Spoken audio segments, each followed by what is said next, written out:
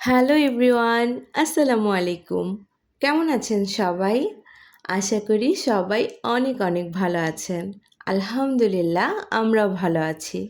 অবশেষে সৈয়দপুরে বাণিজ্য মেলার উদ্বোধন হয়ে গেল আজকে শুক্রবার থেকে। সৈয়দপুর স্টেডিয়াম মাঠে ৩০ দিন ব্যাপী বাণিজ্য মেলার শুভ উদ্বোধন আজকে থেকে।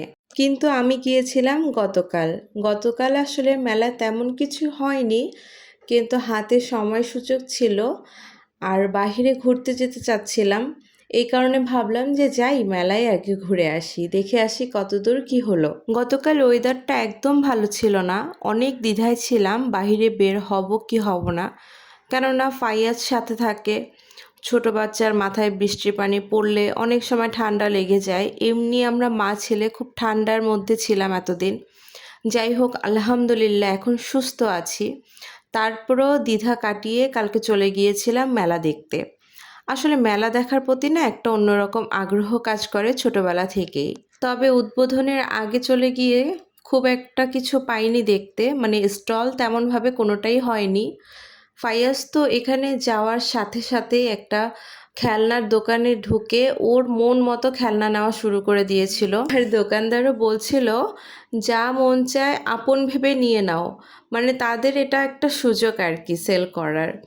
যাই হোক, তখন অবশ্য এই দোকান থেকে কিছু না নিলেও শেষে এই দোকান থেকে একটা ছোট বল নিতে হয়েছে।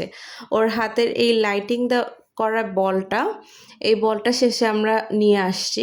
অন্য কোনো কিছু আর নেইনি অবশ্য। মেলায় যাব আর বাচ্চাকে কোনো কিছু না নিয়ে দিয়ে ফিরবো, এটা আসলে সম্ভবই না আমার আমার মনে হয়। শুধু আমাদের ক্ষেত্রে না, অন্যান্য মা বাবাদের ক্ষেত্রেও হয়তো এমনটাই হয়। বাচ্চাকে মেলায় নিয়ে গিয়েছি তো হয়েছে, এক গাদা খেলনা নিয়ে আসতেই হবে।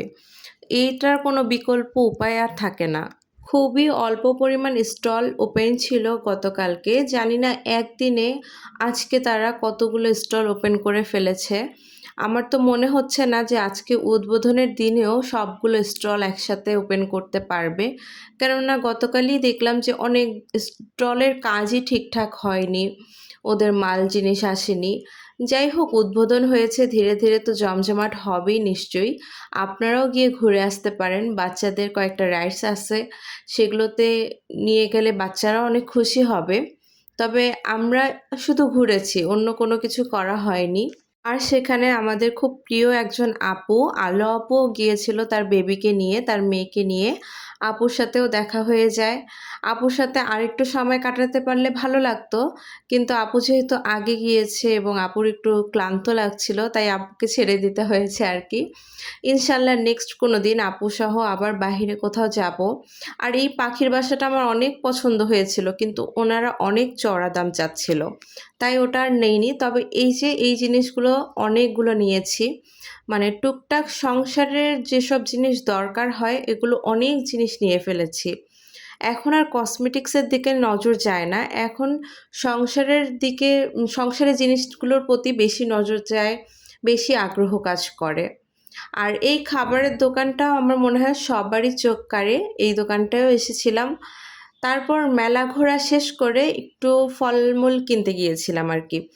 বিশেষ করে আমের সিজনে বাসায় আম থাকবে না, এই জিনিসটা হয়ই না। আম না থাকলে না আমার মনে হয় বাসায় কী যেন একটা নাই নাই মনে হয়।